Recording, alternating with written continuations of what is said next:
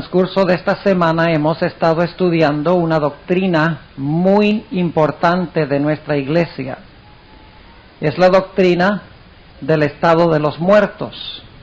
Y por ende también hemos estado hablando del estado de los vivos. Porque uno no puede hablar del estado de los muertos sin hablar del estado de los vivos. Hemos trazado una serie de temas que creo que son de gran importancia para esta época. Estamos viviendo en un tiempo de grandes eventos sobrenaturales que están sucediendo en este mundo. Apariciones de la supuesta Virgen María por todas partes. Astrólogos levantándose por todas partes. Profetas psíquicos profesando traer mensajes a los seres humanos. Y muchos otros fenómenos que parecen aumentar de una forma alarmante de día en día. Por eso es tan importante que nosotros comprendamos esta enseñanza especial de nuestra iglesia. La idea de que los muertos están muertos. Los muertos no están en otra esfera con el Señor o en otra esfera en el infierno. Están muertos hasta el momento de la resurrección. Durante los últimos años se ha proliferado en el mundo una teoría que se conoce como la teoría o la teología de la nueva era. Y se habla mucho de la nueva era, pero en gran medida a veces se habla en las periferias de este concepto tan falso que existe en el mundo hoy en día. Raras veces se va al grano, realmente a la esencia de la nueva era. Se habla mucho de los juegos de Nintendo, se habla mucho de los videos, etcétera, pero raras veces se tocan los puntos centrales o cruciales falsos de esta idea de la nueva era.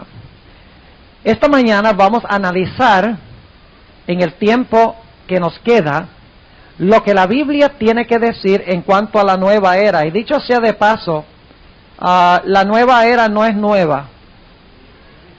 La idea de la nueva era comenzó en el huerto del Edén, según vamos a estudiar esta mañana. En realidad, las ideas de la nueva era hallan su fundamento en la caída del hombre desde el mismo comienzo de la historia. Antes de entrar a estudiar nuestro tema, quiero pedirles que por favor inclinen conmigo sus rostros y vamos a orar. Padre Celestial, te damos gracias por el privilegio de estar aquí esta mañana para estudiar tu palabra. Aunque el tiempo ha pasado, te ruego que nos ayudes a concentrarnos en el mensaje y no en el reloj. Ayúdanos, Señor, a concentrarnos en tu palabra y no en el apetito material que perece. Te pido, Señor, que nos hables por medio de tu Santo Espíritu.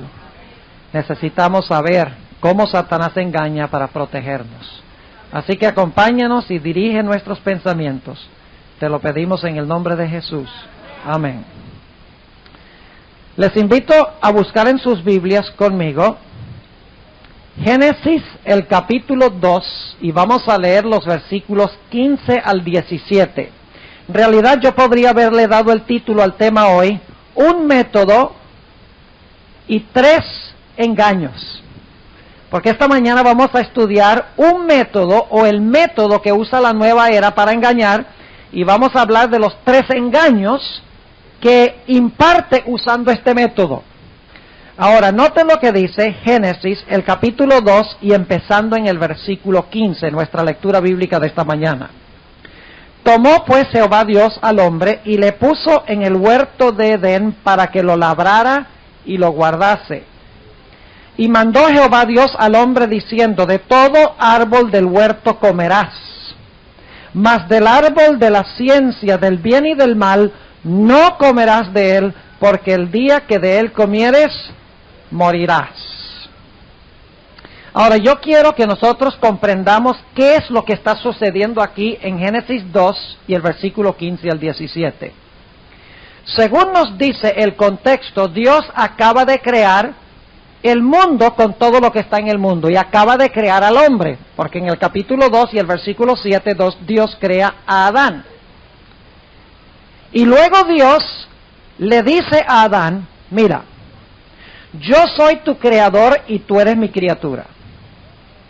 Ahora, para que tú me demuestres que tú crees que tú eres criatura y que yo soy el creador, de que tú no eres eterno, de que tú tuviste un comienzo cuando yo te hice, yo voy a colocar este árbol en medio del huerto. Y tú no vas a comer de ese árbol. Y de esa manera tú me vas a mostrar que tú crees que yo soy tu creador y que tú eres criatura. Es decir, la prueba de la diferencia entre el creador y la criatura es el árbol.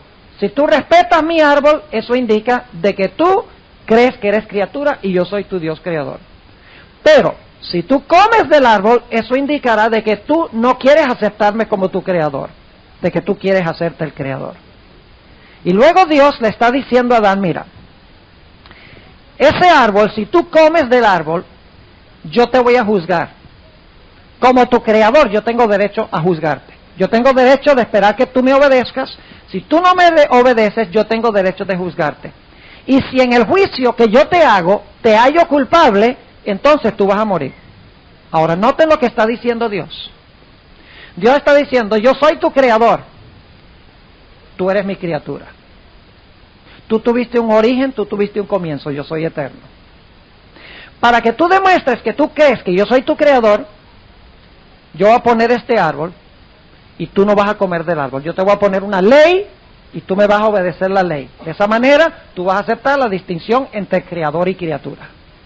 Ahora, si tú comes de mi árbol, entonces yo te voy a juzgar. Y si en el juicio que yo te hago te hallo culpable, entonces irremediablemente tú vas a morir. ¿Está claro? Yo pregunto, ¿el universo es eterno? ¿El universo es eterno? El universo no es eterno. Antes que existiera el universo, existía Dios. El universo, el mundo y el hombre tienen un origen. No son Dios ni son eternos. Necesitamos tener eso claro, porque el fundamento de la nueva era es de que nosotros somos Dios y que nosotros somos eternos. Eso lo vamos a estudiar esta mañana. Pero aquí en Génesis tenemos las bases. Dios dice, yo soy el creador, tú eres criatura. La forma como tú vas a demostrar eso es obedeciendo mi ley, porque en ese mandamiento se encontraban todos los días. ¿Saben ustedes que en ese se encontraban todos los días? Cuando Dios dijo no comas del árbol. Déjeme ampliar ese punto para que lo entiendan, que cuando Dios dio uno, los dio todos. Cuando Adán y Eva comieron del árbol, ¿quisieron hacerse dioses? No tendrás Dios ajeno delante de mí. Cuando Eva comió del árbol, ¿se hizo un ídolo ella? ¿Cómo no? Se colocó como un ídolo. No tomarás el nombre de Jehová tu Dios en vano. Ellos profesaban ser hijos de Dios. ¿Qué imagen dieron de su padre? Eva inclusive mintió, le puso palabras en la boca a Dios. Dice, Dios nos dijo que no comamos ni que lo toquemos. Dios no había dicho eso. Ella le está atribuyendo una mentira a Dios. Está dando falso testimonio de Dios. En cuarto lugar, el sábado, el principio del sábado. ¿Por qué guardamos el sábado? En memoria de nuestro ¿qué? Creador. Pero cuando Eva comió del árbol, ¿estaba reconociendo al Creador? No, ella quería hacerse creadora. El quinto mandamiento dice, honra a tu padre y a tu madre. ¿Deshonró Eva a su Padre Celestial? Claro que sí. Sexto mandamiento dice, no matarás. ¿Quebrantó ese mandamiento? Claro, porque cuando comió se hizo reo de muerte. Séptimo mandamiento dice, no cometerás adulterio. ¿Quién debía ser el esposo exclusivo de Adán y Eva? Dios. Pero cuando escogieron otro esposo, ¿qué cometieron? Adulterio espiritual. No hurtarás. ¿Robaron el fruto que pertenecía a Dios? Claro que sí. No codiciarás. ¿Codiciaron lo que era de Dios? Así que en ese mandamiento se encontraban los 10. Dios puso el árbol, dijo, mire, yo soy el creador, ustedes son las criaturas. Si ustedes respetan mi árbol, eso demuestra que ustedes creen que yo soy el creador y ustedes son criaturas, que ustedes tuvieron un origen. Ahora, si ustedes comen del árbol, yo los voy a juzgar. Y si en el juicio que yo les hago los hallo culpables, entonces ustedes van a morir. Ahora yo quiero que noten la mentira que mete Satanás. Y aquí llegamos al engaño de Satanás, el método de engaño de Satanás. Vamos a hablar primero del método y luego entonces vamos a hablar de los 3 engaños en sí que usa el método para tratar de lograr que el hombre le crea. Ahora noten lo que dice en Génesis el capítulo 3 y el versículo 1. Empero la serpiente era astuta más que todos los animales del campo que Jehová Dios había hecho. Ahora, la sierva del Señor nos dice que la serpiente podía volar. Y no necesitamos a la sierva de Dios para saber eso, porque lo podemos conseguir en la Biblia. Y ustedes dicen, ¿dónde dice la Biblia tal cosa? Bueno, cuando la serpiente se dejó usar por Satanás, Dios le dijo, de ahora en adelante te vas a arrastrar y vas a comer polvo.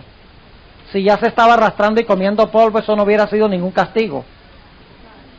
Así que lo que dice la sierva de Dios es perfectamente lógico y razonable. La hermana White no dice cosas descabelladas. La hermana White cuando habla con autoridad. Lo que pasa es que a veces tenemos que buscar y escudriñar para conseguir lo que ella dice en la Biblia. Ahora, nos dice entonces que la serpiente podía volar. Ahora, yo les pregunto, ¿creen ustedes que Dios le había advertido a Adán y Eva que había caído un ángel excelso del cielo y que ese ángel iba a venir al huerto para tratar de engañarlos? Sí, lo pueden leer en el primer capítulo de Patriarcas y Profetas, a donde dice la sierva de Dios que ángeles vinieron del cielo, les dijeron a Adán y Eva, miren, hay un ángel excelso, Lucifer, que cayó del cielo. Él va a venir aquí al huerto y él los va a tentar para que ustedes coman de este árbol. Lo único es que yo lo voy a restringir al árbol, él no los va a poder perseguir por todo el huerto, solamente en este árbol se puede él manifestar. Así que estén atentos, despiertos, porque él va a venir a tratar de lograr que ustedes coman del árbol. Así que Adán y Eva sabían, ¿sí o no? Claro que lo sabían, Dios les había advertido. Ahora escuchen bien. ¿Cómo sabemos bíblicamente que Dios le había advertido a Adán y Eva? Yo les dije de Patriarcas y Profetas y también el libro Historia de la Redención. Pero ¿dónde sacamos de la Biblia que lo que dice la hermana White es cierto? Muy sencillo, si usted se pone nuevamente a pensar, tenemos que pensar cuando leemos la Biblia, no solamente leer, sino reflexionar y pensar y decir, bueno, ¿por qué dijo esto y cómo lo dijo y por qué lo dijo y a quién se lo dijo? Tenemos que reflexionar y pensar y meditar sobre la Biblia, no solamente leerla. Ahora, ¿creen ustedes que Satanás se puede convertir en un ángel de luz? ¿La Biblia dice eso? Ah, sí, 2 Corintios 11, versículos 12, 13 y 14, dice que Satanás se transfigura en ángel de luz. Pregunto, ¿creen ustedes que Satanás podría habérsele aparecido a Eva como un ángel de luz? ¿Ah? ¿Podría Satanás habérsele aparecido a Eva y decirle, mira Eva, Dios me ha mandado del cielo, yo soy un ángel celestial, Dios me ha mandado del cielo para decirte que ya se arrepintió de prohibirles el árbol, ahora Él quiere que ustedes coman de este también? ¿Qué piensan ustedes que hubiera hecho Eva si el diablo se aparece así? Dice, Dios nos dijo que un ángel excelso cayó del cielo y que iba a tratar de convencernos que comiéramos de este árbol. Y tú tienes que ser ese ángel porque tú me estás diciendo que coma. Así que lo que dice la sierva de Dios es muy razonable. El diablo pensó que tenía que usar un método indirecto para alcanzar a Eva. Y por lo tanto, por primera vez en la historia, Satanás usa un medium. ¿Saben lo que es un medium? Cuando un individuo quiere hablar con un muerto, va a un medium espiritista. ¿Recuerdan la experiencia de la pitonisa de Endor? No solo eso. Si usted quiere hoy, usted puede ir hoy no los llaman mediums, sino que lo llaman channeler, un canalizador, donde usted puede ir y entonces ese canalizador, que es un método de la nueva era, puede ponerlo a usted en contacto con una persona supuestamente que murió y que ahora puede venir a impartirle mensajes. es el mismo método que al comienzo. No directo, sino indirecto, disfrazado, un medium.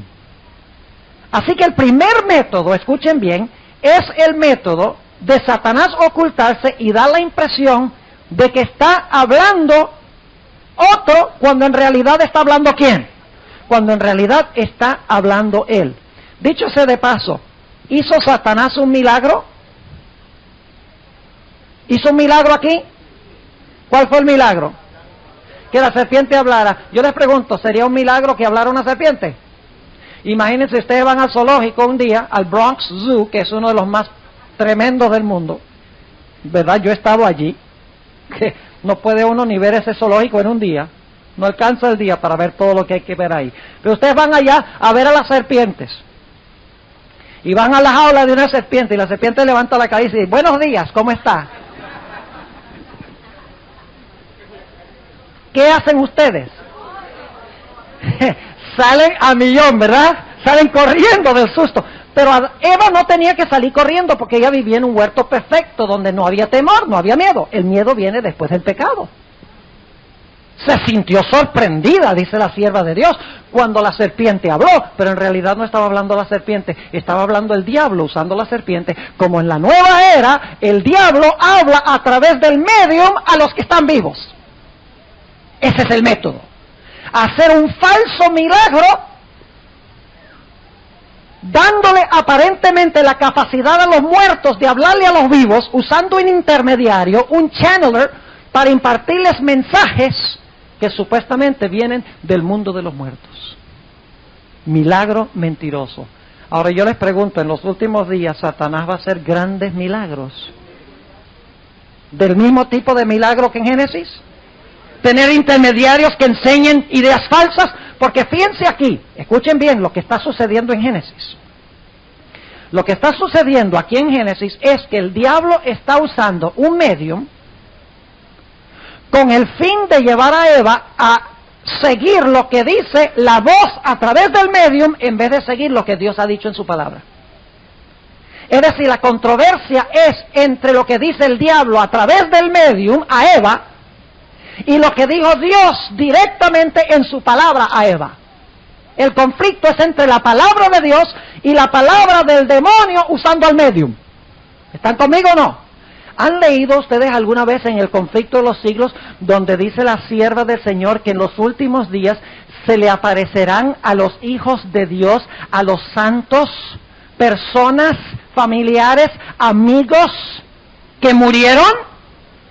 Y que les van a enseñar ciertas doctrinas tremendas, como por ejemplo la doctrina de que el domingo es el día de reposo, y que Dios los ha mandado de allá donde se fueron cuando se murieron para regresar otra vez a hablar con nosotros, para decirnos, miren, no le hagan caso a lo que dice la Biblia, que los muertos no saben nada, ahora Dios nos ha mandado con una nueva luz, y esa nueva luz es que los muertos no están muertos. ¿Tú crees que te estaría hablando si los muertos estuvieran muertos? Y nos ha mandado a decir que esa idea de que el sábado es el día de reposo, eso era para el Antiguo Testamento. Pero ahora Dios quiere que honremos a su Hijo guardando el domingo como día de reposo. ¿Cómo se protege usted de un engaño como ese, de un milagro mentiroso como ese, un medium hablando un supuesto muerto a través del medium? ¿Cómo se protege usted de eso? ¿Saben la única forma como Eva podría haberse protegido? Debería haber dicho, lo que tú me dices parece ser muy interesante y razonable. Yo no sabía que una serpiente sabía hablar. Ese es un milagro increíble.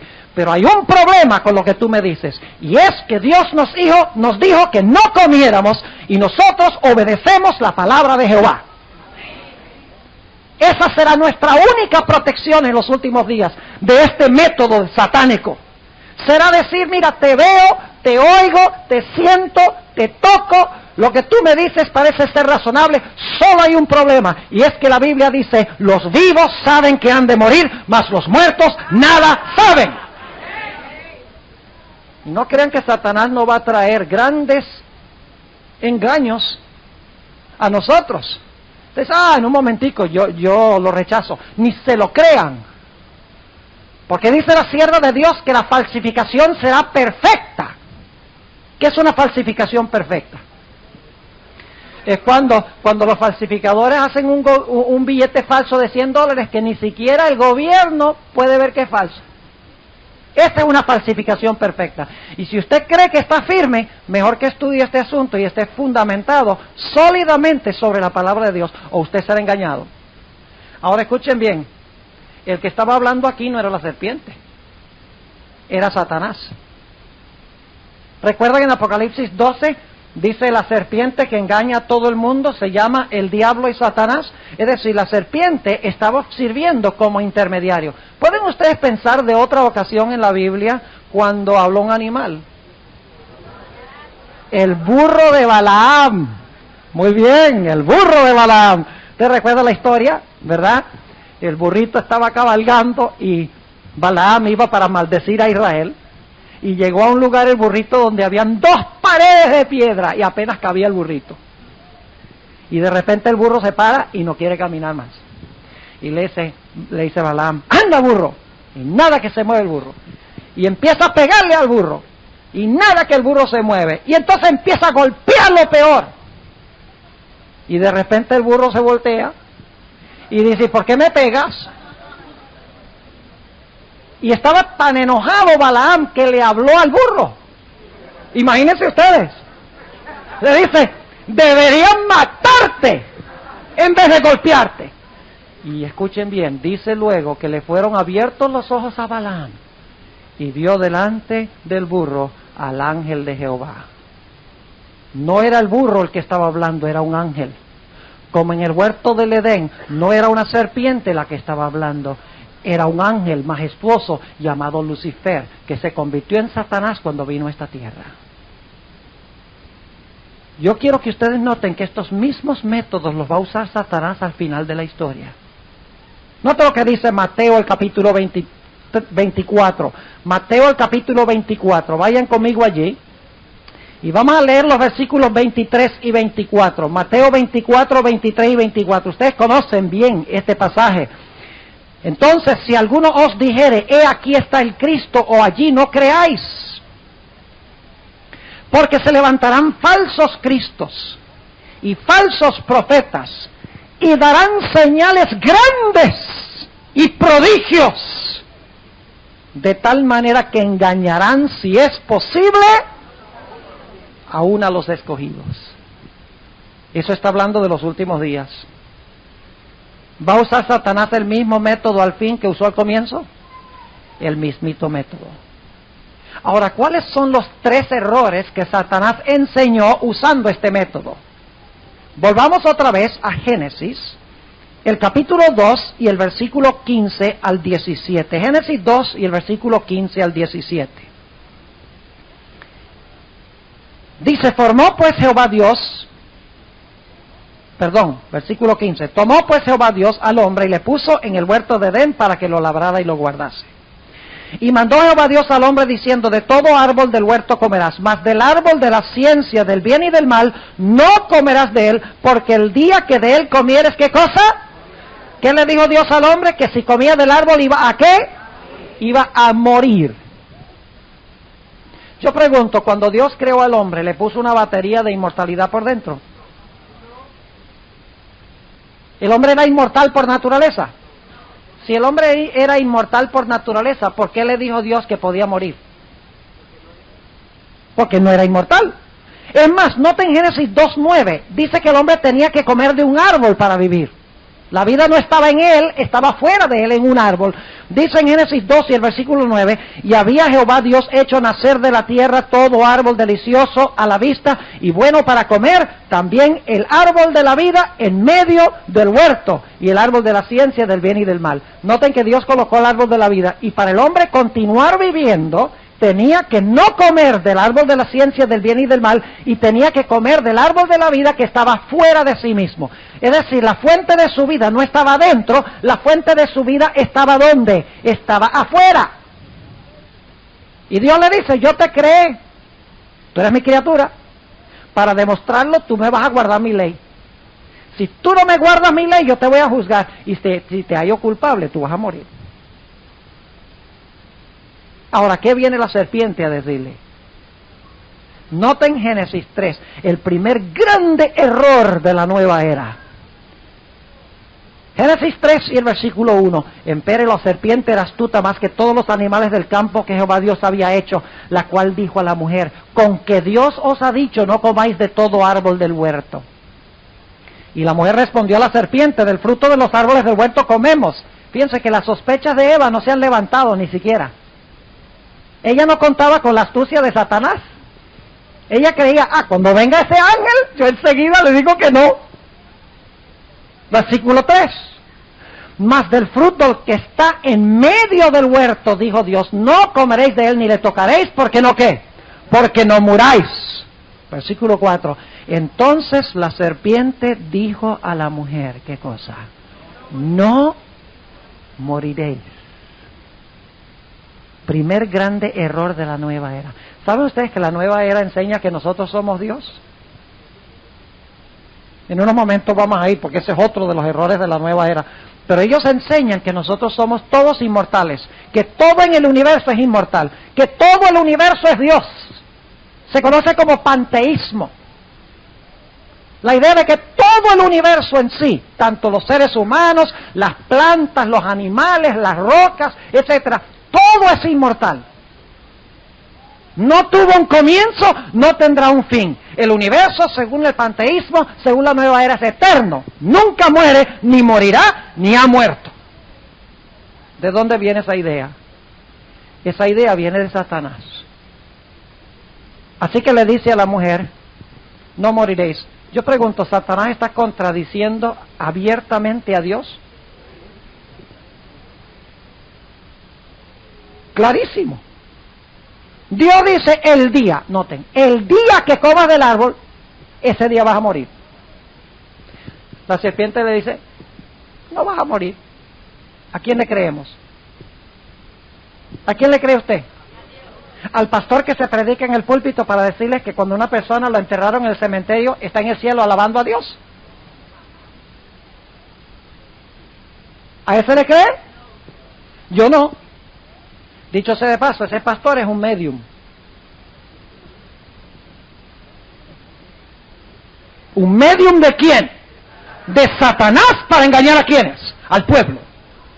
Terrible pensamiento, que un pastor se pueda parar en un púlpito y engañar a la gente.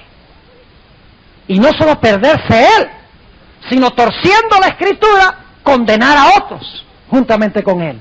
Es cosa terrible que nos condenemos nosotros, pero condenar a otros por nuestra predicación es aún más terrible. Y sin embargo, cada rato en los púlpitos de las iglesias no adventistas se está predicando que cuando un individuo muere se va a alabar al Señor. Se le ora a María y María está muerta. Se le pide favores a los santos están muertos, porque los muertos nada saben. Se honran los muertos, y es que para sacarlos del purgatorio. Pero dice la Biblia que están en el sepulcro, muertos.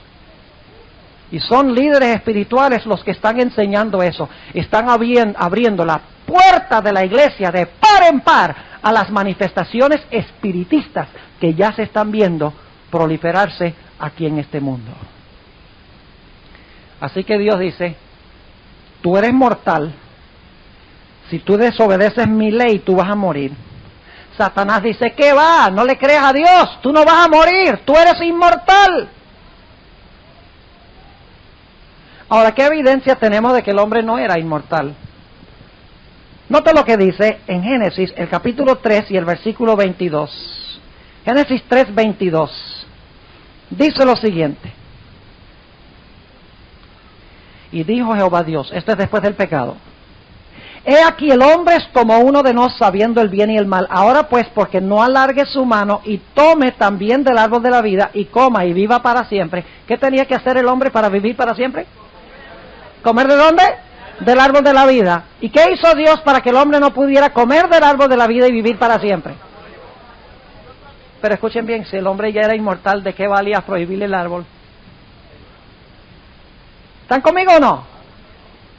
Dios le prohíbe el árbol para que no coma y viva para siempre.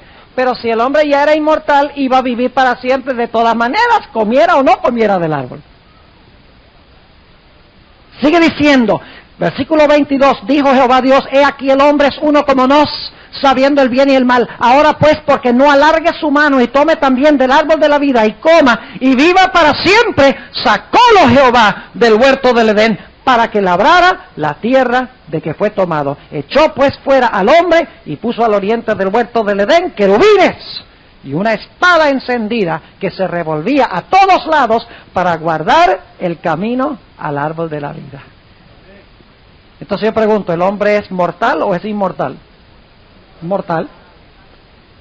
Porque hoy nadie está comiendo del árbol de la vida. Y para seguir viviendo había que comer del árbol. Eso significa que el hombre no es inmortal. El hombre, según la Biblia, es ¿qué cosa? Es mortal. Ahora escuchen lo que les voy a decir. Dios declaró que el día que el hombre comiera del árbol, ese mismo día iba a morir. Pero pregunto, ¿Adán y Eva murieron ese día? Yo sé que decimos que espiritualmente. Lo interesante es que Adán y Eva no murieron ese día porque Adán murió de 930 años, según dice en Génesis 5. Entonces inmediatamente nos preguntamos, bueno, si Dios dijo que iban a morir ese mismo día si desobedecían la ley, pero no murieron ese mismo día, entonces Dios es mentiroso. ¿Ah? Yo he oído ese argumento, pero ese no funciona. Hay otra explicación más hermosa que esta. Escuchen bien, no pierdan este punto que es crucial. Cuando Adán y Eva pecaron, ¿se hicieron reos de muerte ese mismo día? La Biblia no dice la paga del pecado es muerte dentro de 930 años. La Biblia dice la paga del pecado es muerte. El minuto que usted peca, se hace reo de muerte, ese instante. ¿Saben ustedes por qué razón el hombre no murió en ese instante y no va a morir eternamente? Noten Génesis 3:21. Y Jehová Dios hizo al hombre y a su mujer túnicas de pieles y ¿qué? Y vistiólos. Fíjense, esto es antes de sacarlo del huerto. En el versículo 22 lo está sacando del huerto. Antes de sacarlo del huerto, algo pasa. ¿Qué necesita usted para conseguir la piel de un animal? No estamos hablando de la piel de la serpiente que echa todos los años. Esa no es la piel. Estamos hablando de sacarle la piel a un animal. El animal tiene que ¿qué? El animal tiene que morir. Aquí dice que Dios tomó túnicas de pieles y vistió al hombre y a su mujer. Pregunto, ¿qué tiene que haber sucedido? Ese mismo día que ellos pecaron, porque esto está pasando el mismo día, ese mismo día se sacrifica un cordero. Yo pregunto, ¿hubo una muerte ese día? Sí hubo una muerte, pero no la sufrió Adán, la sufrió el cordero. Ahora inmediatamente nos preguntamos, ¿qué significa eso? Que ese día murió, si hubo una muerte. Dios, pregunto, ¿Dios ejecutó ese día la sentencia? ¡Claro que la ejecutó! La ejecutó en el cordero. Y ustedes dicen, eso no cuenta. ¿Saben ustedes lo que estaba pasando en el cielo mientras Adán estaba sacrificando el cordero? El sacrificio del cordero en la tierra era un anuncio terrenal de algo que estaba pasando en el cielo. Si ustedes leen lo que dice la sierva de Dios, ella dice que en ese instante Cristo entró ante la presencia de su Padre y le dijo, Padre, mis amadas criaturas, Adán y Eva han pecado. Y nosotros dijimos que el día que ellos pequen, ese es el día que van a morir. Padre, deben morir ahora mismo en este instante. Pero Padre, yo me ofrezco en lugar de ellos. Yo ofrezco mi vida como el Cordero de Dios, que quita el pecado del mundo. Por eso es que la Biblia dice que Cristo es el Cordero inmolado desde el principio del mundo. Es decir, el mismo día se ejecutó la sentencia, no contra Adán y Eva, sino en el sustituto, en el Cordero. Cristo estaba diciendo, yo voy a venir a morir. Ahora, escuchen por qué enfatizo este punto. ¿Cuándo fue que se convirtió Adán? ¿Creen ustedes que Adán tuvo que convertirse para ser salvo? ¿Tuvo que nacer de nuevo? Claro que sí. Ahora, yo quiero que noten algo muy interesante. Ya el tiempo se pasó. ¿Paramos? Ah, no. Ok, estamos entrando en calor apenas, ¿verdad? Ahora noten. Génesis 3. Y vamos a notar el versículo, empezando en el versículo 7. Y fueron abiertos los ojos de entrambos y conocieron que estaban desnudos. Estaban cubiertos de la gloriosa luz de Dios antes, pero cuando pecaron la luz se fue. Por eso ahora se dan cuenta que están desnudos. Dice, y entonces cosieron hojas de higuera y se hicieron delantales. ¿Con qué se taparon? Con hojas. ¿Y quiénes hicieron los delantales? Ellos se taparon con su desnudez, con su propia justicia. Y ahora escuchen. Se taparon su desnudez con su propia justicia, pero aún después de esto todavía se sienten desnudos. Eso indica de que la desnudez no era del cuerpo, la desnudez era de su alma. Nota lo que dice el versículo 8. Y oyeron la voz de Jehová Dios que se paseaba en el huerto al aire del día, y escondióse el hombre y su mujer de la presencia de Jehová Dios entre los árboles del huerto. Y llamó Jehová Dios al hombre y le dijo, ¿dónde estás tú? Dios no sabía dónde estaba. ¿Dios sabía dónde estaba? Entonces, ¿para qué le pregunta? Quiero que noten que aquí tenemos un proceso que sigue Dios. Primero investiga el caso, luego dicta sentencia y luego ejecuta la sentencia. Ese es el proceso que siempre sigue Dios. Por eso nosotros los adventistas creemos que se hace un juicio investigador en el cielo. Cuando termine ese juicio investigador, Dios dice, el que sea limpio, el que es limpio, sea limpio todavía, el que es sucio, sígase ensuciándose todavía, y luego cuando venga, ejecuta la sentencia, da salvación a los salvos y le da condenación a los perdidos. 3 pasos en el proceso: investigación, sentencia y ejecución de la sentencia. Yo pregunto, ¿esa es la base del sistema judicial aquí en este país? ¿Ah, no? ¿Qué es lo que se hace primero? Se reúne un jurado y ¿qué? Y hay un juez y se examina la evidencia, ¿sí o no? ¿Qué pasa si se halla en la examinación que el individuo es culpable? ¿Qué dicta el juez? Dicta la sentencia y el mismo día lo ponen en la silla eléctrica. No, dicta la sentencia y luego ¿qué sucede? Se pone una fecha cuando ¿qué? Cuando se va a ejecutar la sentencia. Investigación, sentencia, ejecución de la sentencia. Eso es lo que tenemos aquí. Ese es el plan divino. Porque un individuo es inocente hasta que se compruebe culpable en una corte de la ley. Así que dice aquí, versículo 9, y llamó Jehová Dios al hombre y le dijo, ¿dónde estás tú? Y él respondió, oí tu voz en el huerto y tuve miedo. Y ahora fíjense, porque estaba desnudo, pero en este momento no estaba desnudo, tenía las hojas. Y todavía se siente desnudo. No es desnudez de cuerpo, es desnudez de su alma. Y dice, y escondíme. Versículo 11. Y díjole, ¿quién te enseñó que estabas desnudo? ¿Has comido del árbol de que yo te mandé no comieses? A Dios no sabía si había comido o no. Dios sabía. Entonces, ¿para qué le pregunta? Porque Dios quiere que Adán, ¿qué? Lo admita, lo confiese, se arrepienta y diga soy culpable.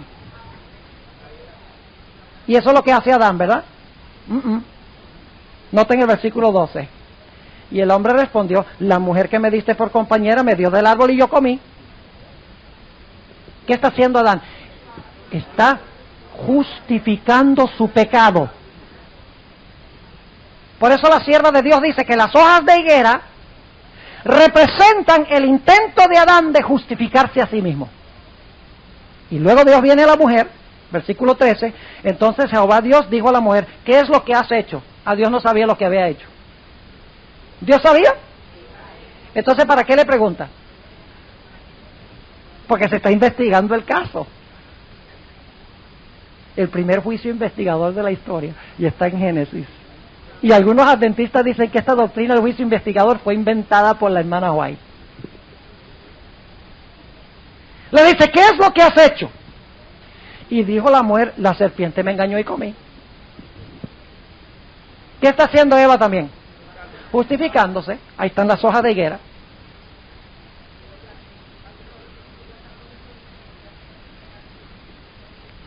Ay, bueno, dejemos eso a un lado. Ahora fíjense, ¿qué están haciendo Adán y Eva? Están justificándose. ¿Sienten tristeza por su pecado? ¿Se han arrepentido de su pecado? ¿Están confesando su pecado? ¿Qué están haciendo? Justificándolo. Yo pregunto, ¿cuándo es que Adán y Eva dejan de justificar su pecado y sienten profunda tristeza y arrepentimiento por lo que han hecho? En el versículo 21. Cuando Dios le dice a Adán, mira Adán, quiero que me busques un cordero inocente, de esos corderos con los cuales tú has jugado en el huerto. Quiero que traigas ese cordero en tus brazos, inocente, hermoso, que confía en ti, que cuando lo llamas viene. Quiero que tomes este cuchillo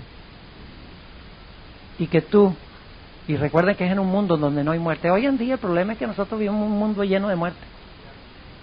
Y que maten a 15, sí, bueno, qué malo está el mundo, pero no nos alarma la muerte.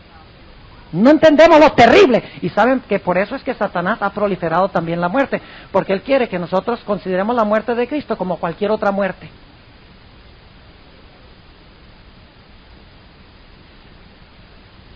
Entonces Adán toma ese corderito con el cuchillo en la mano, y de un lado del cuello al otro lado del cuello Adán le corta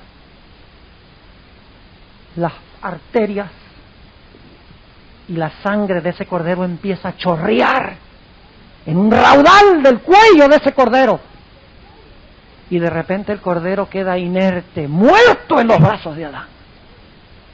Y Dios le dice, Adán, ese cordero representa a mi hijo.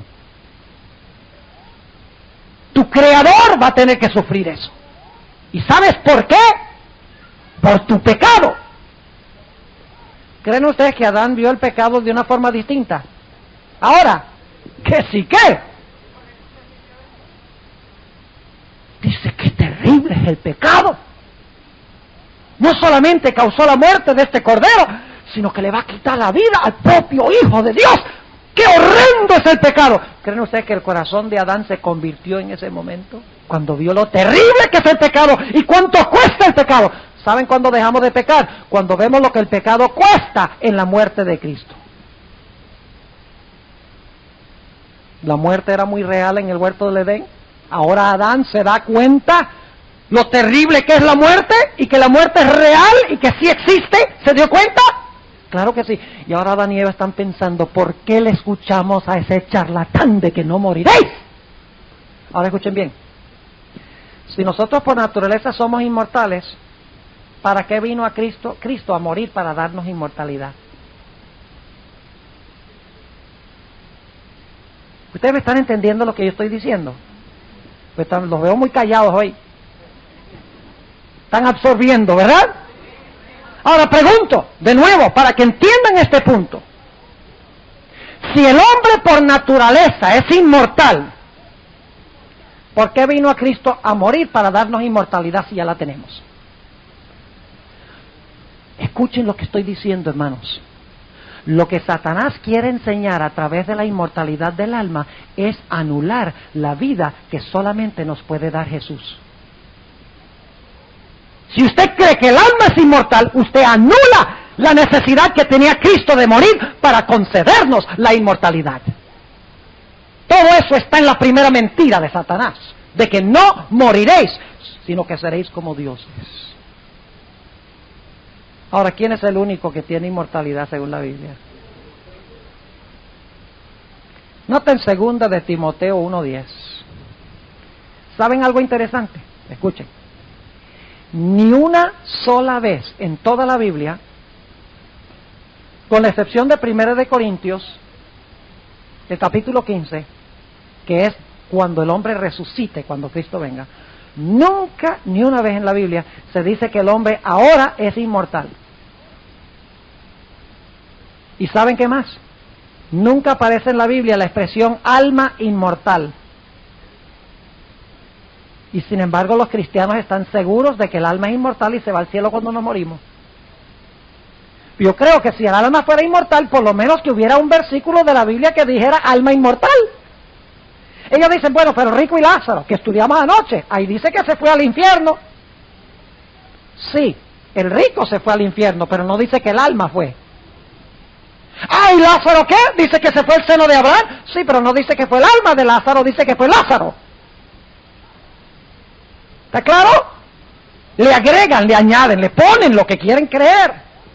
Porque quieren creer que el alma es inmortal. Qué terrible que quieran creer la mentira de Satanás. Yo no entiendo por qué la gente quiere creer la mentira de Satanás. Note lo que dice 2 de Timoteo, capítulo 1 y el versículo 10. 2 de Timoteo, ¿cómo adquirimos la inmortalidad? ¿Ya la tenemos? No. Note lo que dice 2 de Timoteo 1 y el versículo 10. Manifestada, está hablando de la salvación, mas ahora es manifestada por la aparición de nuestro Salvador Jesucristo, el cual quitó la muerte. ¿Quién quitó la muerte? El Cordero, ¿verdad? Porque Él la sufrió. El cual quitó la muerte y sacó a la luz la vida y la inmortalidad por medio del Evangelio. ¿Cómo recibimos inmortalidad? ¿Cómo se quita la muerte? Por medio del Evangelio de la salvación en Cristo Jesús. Es decir, la gloria es para Él, no para un alma inmortal que yo tengo por dentro. La Biblia dice que solo Dios tiene inmortalidad. Note lo que dice 1 de Timoteo, el capítulo 6 y el versículo 15 y 16. 1 de Timoteo 6 y el versículo 15 y 16. Dice, la cual a su tiempo mostrará el bienaventurado y solo poderoso, Rey de reyes y Señor de señores. ¿Quién es ese? Cristo, que es Dios, ¿verdad? Y luego dice en el versículo 16, quien solo tiene inmortalidad. ¿Qué significa solo? Yo esta mañana estoy aquí solo. Usted dice solo, ¿cuántos hay? Uno. Así que dice, quien solo tiene inmortalidad. ¿Quién solamente tiene inmortalidad? Solo Dios. Que habita en luz inaccesible, a quien ninguno de los hombres ha visto ni puede ver, al cual sea la honra y el imperio sempiterno. Amén. La Biblia dice, el que tiene al Hijo, tiene la vida. El que no tiene al Hijo, no tiene la vida. Es decir, la vida está en su Hijo, no en nosotros. La inmortalidad le pertenece a Él, no a mí. Tengo que recibirlo a Él para ser inmortal, pero no soy por naturaleza inmortal. Ahora, una cosa que me parece muy interesante, hermanos y hermanas, es que los cristianos, si usted le pregunta, ¿nosotros somos omnipotentes? ¿Qué dicen? No. ¿Nosotros somos omniscientes? No. ¿Eso pertenece solo a quién? A Dios. ¿Nosotros somos omnipresentes? No. ¿Nosotros somos inmortales? Sí.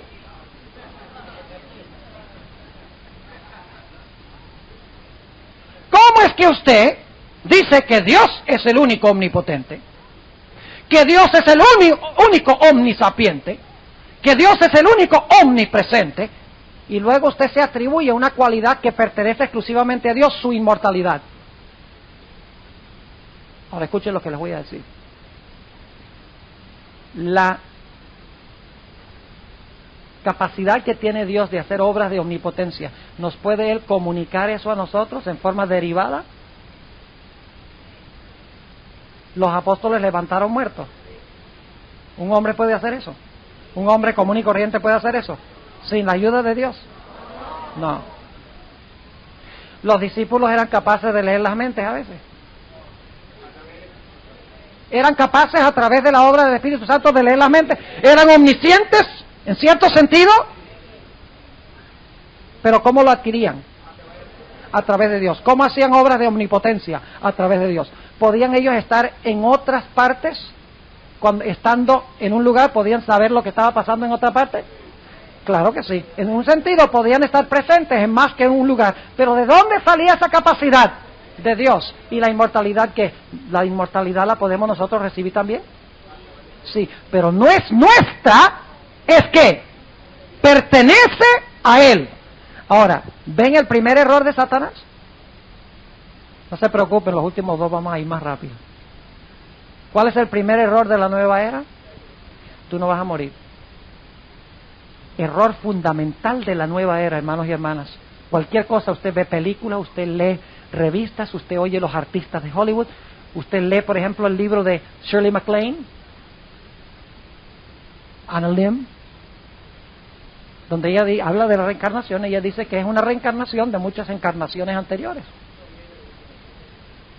Los artistas de Hollywood están saturados con nueva era. Y las películas están saturadas de nueva era. Y nosotros las vemos y ni siquiera nos damos cuenta porque no estamos analizando con nuestra mente. Y no deberíamos ni siquiera estar mirándolas. Segundo error. Volvamos a Génesis 3. Dice allí, en el versículo 5, versículo 4, entonces la serpiente dijo a la mujer, no moriréis, mas sabe Dios que el día que comiereis de él, ¿qué le está diciendo? Le está diciendo que Dios sabe algo que Él no quiere que ustedes sepan. ¿Y qué creen ustedes que se está preguntando Eva aquí? Está diciendo, bueno, ¿qué sabe Dios que no quiere que nosotros sepamos? ¿Y creen ustedes que la serpiente le va a explicar qué es? Claro que sí. Le siembra la idea y luego se la contesta. Mas sabe Dios que el día que comieres de él, serán abiertos vuestros ojos. ¿Qué está diciendo Satanás? Que Dios quiere que ellos estén, ¿qué? Ciegos. Es decir, Dios no quiere que ustedes coman del árbol porque Él sabe algo que Él no quiere que ustedes sepan. Él quiere que ustedes sean criaturas ahí cieguitas. Que los sirvan como esclavos, porque Él dice que hagan lo que Él diga sin pensar. Piensa, Eva, le está diciendo Satanás. Serán abiertos vuestros ojos y seréis ¿qué? Como dioses. Y saben esa expresión dioses, esa palabra dioses es la palabra Elohim.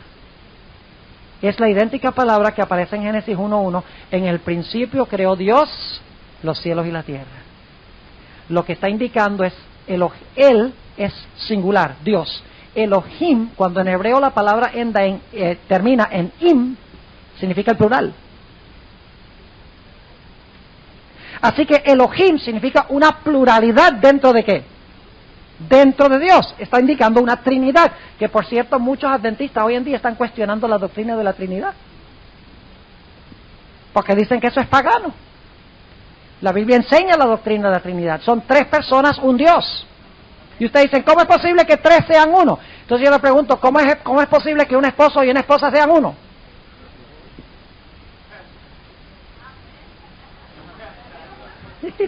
Tomó un rato para que se registrara eso en la mente.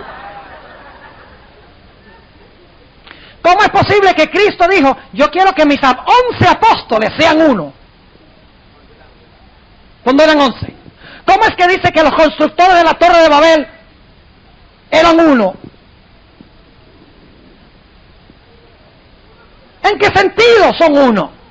En sentido de unidad, pero no numéricamente. Así que si es posible que 11 sea igual 1, también es posible que 3 sea igual 1. Y no es paganismo. Dicho sea de paso, la doctrina de la Trinidad es de crucial importancia. Esto es un paréntesis que estoy haciendo aquí. ¿Saben por qué? Porque si Dios es solo una persona, no puede haber existido el amor antes que existiera cualquier criatura. Porque para haber amor, usted tiene que tener un dador y un receptor.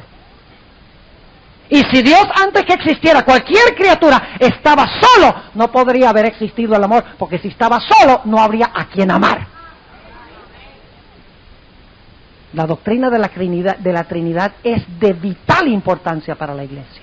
No se dejen engañar por esos que andan con argumentos por allí, diciendo que la doctrina de la Trinidad eso es pagano, que eso viene de la iglesia católica, etcétera. Es una doctrina que la enseña la Sagrada Escritura. Volvamos otra vez a Génesis 3. Ese es solo un paréntesis. Mas sabe Dios que el día que comieres de él serán abiertos vuestros ojos y seréis como dioses, sabiendo el bien y el mal. Un momentico hablamos de la última frase. Ahora, ¿qué le dice Satanás? ¿Ustedes qué cosa? Serán como dioses. ¿Sabe lo que está insinuando Satanás aquí? Lo que Satanás está diciendo es, mire, Dios en cierta ocasión comió de este árbol y descubrió que comiendo del árbol él podía ser Dios. Y cuando descubrió que comiendo del árbol se hizo Dios, intimidó a todos los demás diciéndoles que iban a morir porque él no quería que ellos fueran dioses también. ¿Ustedes me están entendiendo? Dios se hizo Dios comiendo del árbol. Y entonces él quiere que todo el mundo esté ciego y no coma, porque él sabe que si comen, entonces va a haber otros rivales dioses por ahí, y Dios no quiere rivales. ¡Qué tremendo argumento de Satanás! Y Eva, lógicamente, se está chupando todo, porque ella no sospecha que este es el ángel. Y ella dice, ahora sí entiendo por qué Dios nos dijo que no comiéramos. Porque el diablo le dijo, ¿quieres saber por qué? Y ella dice, sí, dime, ahora te digo. Ahora entiendo. Es porque Dios es egoísta. Él no quiere a otros dioses por ahí, porque entonces tiene competencia. ¿Saben ustedes que la nueva era enseña que todos nosotros somos Dios? ¿Cómo enseña la nueva era? Lógicamente, si nosotros somos Dios, somos inmortales, porque Dios es inmortal, ¿cierto? ¿Recuerdan la experiencia de la pitonisa de Emma? ¿Qué dice la pitonisa? ¿He visto qué cosa? Elohim, que asciende de la tierra. Pues Dios acaso no vive en el cielo. Cuando se aparece el supuesto Samuel, supuestamente, porque no era Samuel, era el diablo. ¿Ves? Saúl fue poseído por el demonio y se le aparece el demonio. Él consulta a Jehová, había abandonado a Jehová, consulta a Jehová, Dios le dice, tú no eres mío, tú entregaste tu alma al diablo. Y por lo tanto, cuando va la pitonisa, el que le habla no es Dios, porque Dios se le apartó, el que le habló fue el diablo. ¿Disfrazado de quién? Disfrazado de Samuel. Y la pitonisa dice, he visto dioses que ascienden de la tierra. ¿Pueden oír el retumbar de la primera mentira?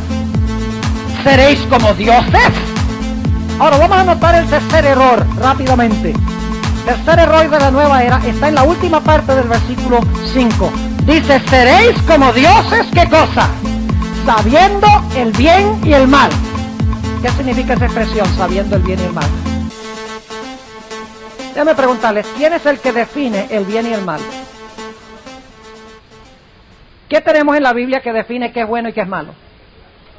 La santa ley de Dios. Yo pregunto, ¿en el Edén Dios definió a Adán y Eva qué era bueno y qué era malo? ¿Era malo comer del árbol? ¿Era bueno comer de todos los demás árboles? Claro que sí.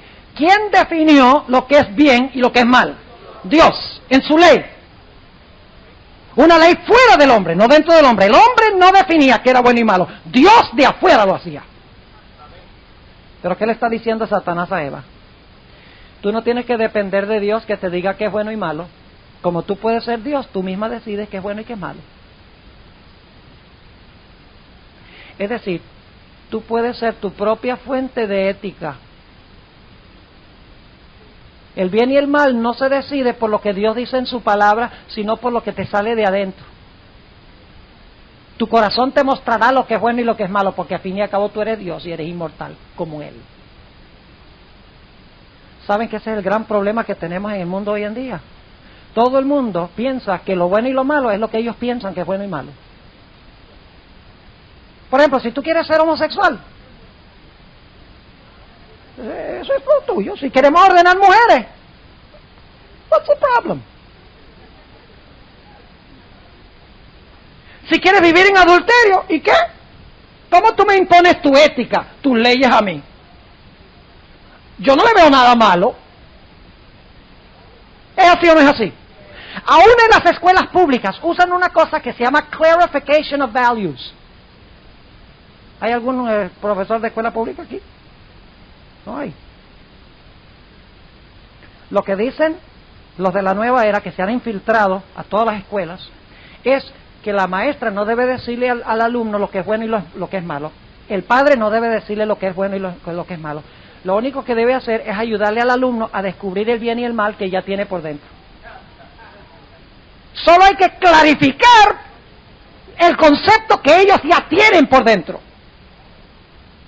Es decir, son ley a sí mismos. Como en los días de los jueces, cada uno hacía lo que era recto ante sus propios ojos. Ahora déjenme ilustrarles el punto, para que entiendan. Aquí hay un homosexual. Ahora imaginándonos que las mentiras de Satanás fueran verdaderas, aunque no son. Pero vamos nada más a jugar el papel, para que puedan entender. Suponiendo que lo que dice Satanás es correcto, que la ética, lo bueno y lo malo sale de adentro porque nosotros somos Dios. ¿Ve? Dios define el bien y el mal, pero como yo soy Dios, pues yo soy el que lo defino. Eso es lo que está diciendo Satanás. Ahora, supongamos que eso fuera cierto. Aquí tenemos un individuo que escogió un estilo de vida homosexual y aquí está un individuo que escogió un estilo de vida heterosexual. Y el heterosexual le dice al homosexual, mira, tu estilo de vida no es correcto. Y el homosexual le dice, ¿y quién eres tú para decirme que no es correcto? Tú eres Dios y yo también. Así que no me impongas la ética tuya. Si tú eres Dios, define que ser heterosexual es bueno, pero como yo soy igual de Dios, yo puedo ser homosexual. Y tú no me dictas a mí, porque los dos somos dioses y somos la fuente de nuestra propia ética. ¿Están entendiendo lo que estoy diciendo? Y esto se ha infiltrado a la iglesia, hermanos. Ya no hay disciplina en la iglesia. ¿Por qué? Porque cada uno quiere hacer lo que le da la gana. Por ejemplo, la conferencia general, el campo mundial votó no ordenar mujeres. No es porque le tengamos algo en contra a las mujeres. Las mujeres pueden hacer muchas cosas que los hombres no pueden. Pero Dios ha reservado la ordenación exclusivamente para hombres, según la Sagrada Escritura. Pero ¿qué argumento se usa? No lo que dice la Escritura, sino, ¿acaso la mujer es inferior? Esos son los argumentos que se usan. ¿Acaso la mujer no puede también? ¿Acaso no tiene también muchos dones? ¿Acaso no es muy efectiva, muy eficaz en la iglesia? Y todo suena muy bonito. El único problema es que Dios, desde el comienzo hasta el final de la Biblia, dice que los ordenados son hombres. Y a pesar de que se tomó el voto del campo mundial, en la conferencia general, que yo creo que es la voz de Dios, cuando se reúne en sesión cada 5 años, hay asociaciones y hay mujeres rebeldes que han recibido la ordenación a pesar de lo que dice la iglesia. ¿Por qué? Porque están siendo influenciados por esta idea de que nosotros somos los que definimos el bien y el mal. No es Dios el que define el bien y el mal. Ahora escuchen lo que les voy a decir para concluir. Estos tres grandes errores están siendo enseñados por la mayoría de las iglesias cristianas del mundo. La mayoría de las iglesias enseñan que cuando el hombre está muerto, no está muerto porque tiene un alma inmortal.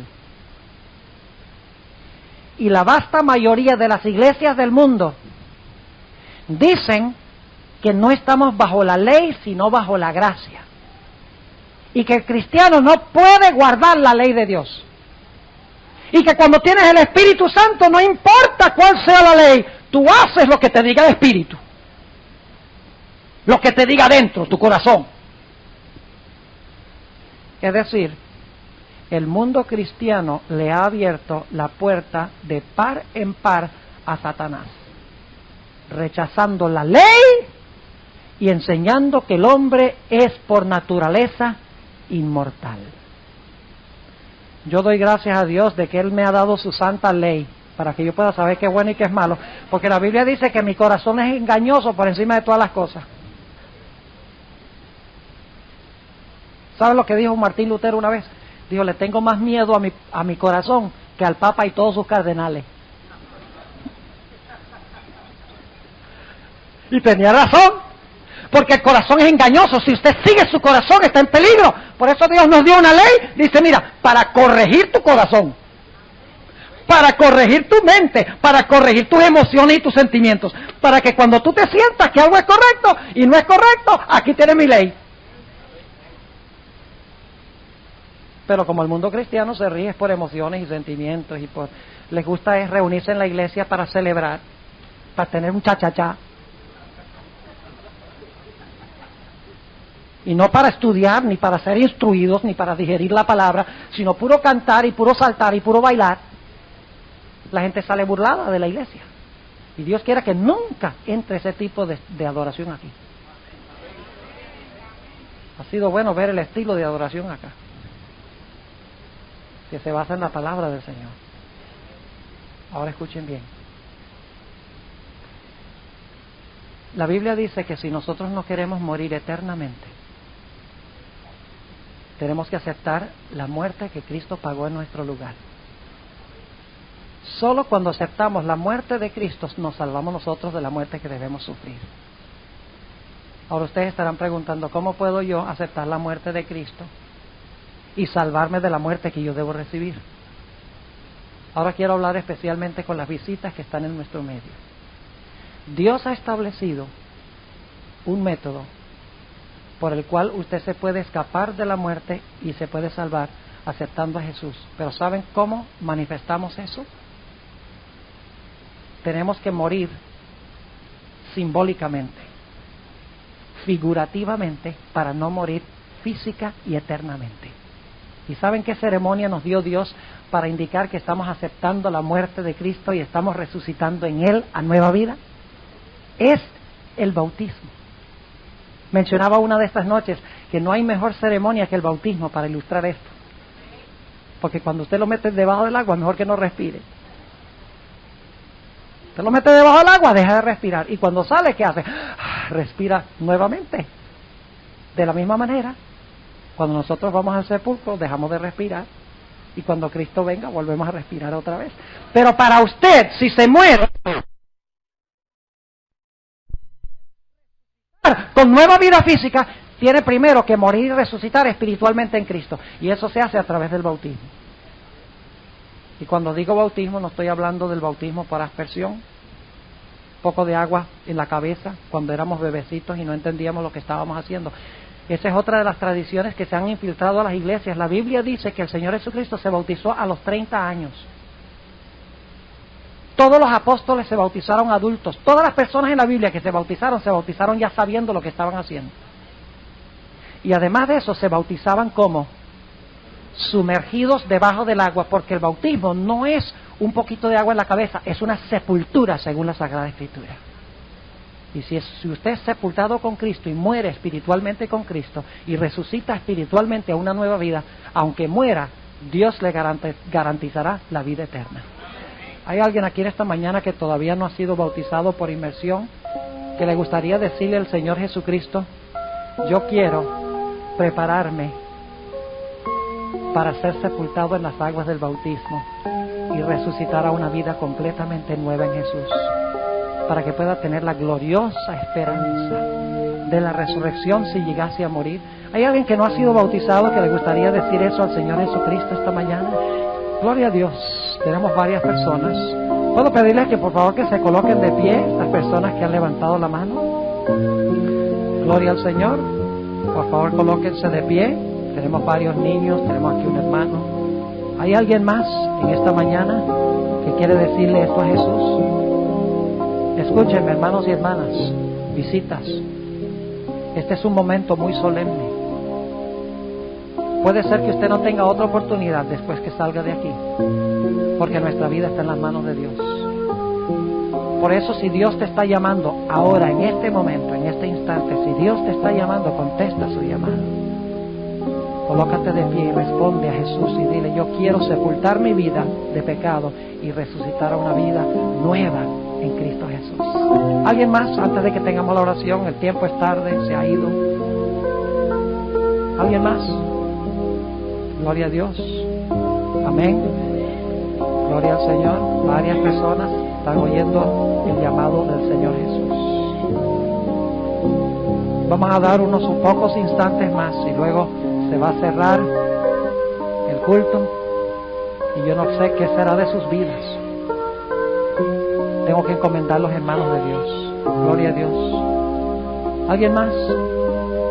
En unos pocos instantes que nos quedan, que quiere decirle a Jesús: yo quiero sellar mi vida contigo en el bautismo. Quiero nacer de nuevo. Quiero que mi vida sea transformada y cambiada.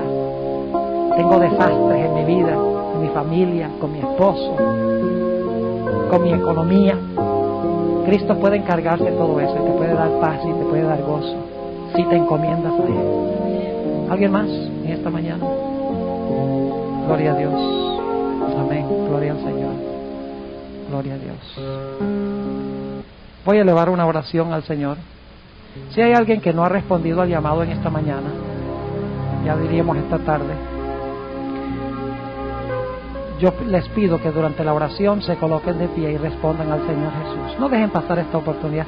No es como una obligación. Yo no quiero que ustedes piensen que esto es una obligación o una responsabilidad. Es un privilegio que nos da Jesús. Inclinemos nuestros rostros para orar. Padre Celestial, te damos gracias que cuando Adán y Eva pecaron, tu Hijo precioso se presentó ante ti y dijo: yo pagaré, para darnos otra oportunidad.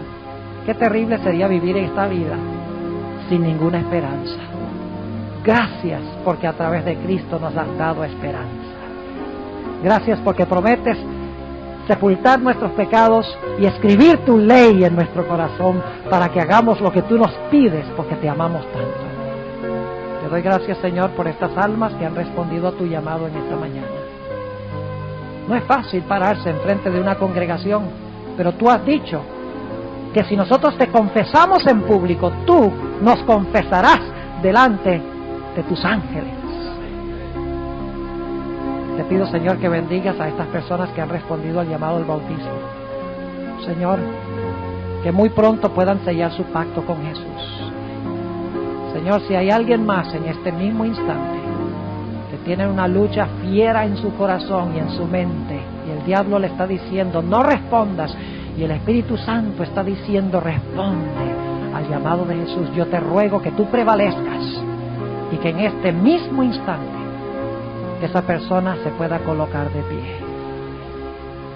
Te doy gracias, Señor, porque has escuchado esta oración y sabemos que lo has hecho porque te pedimos estas cosas y te las agradecemos en el nombre y por los méritos de Cristo, nuestro amante Salvador. Amén.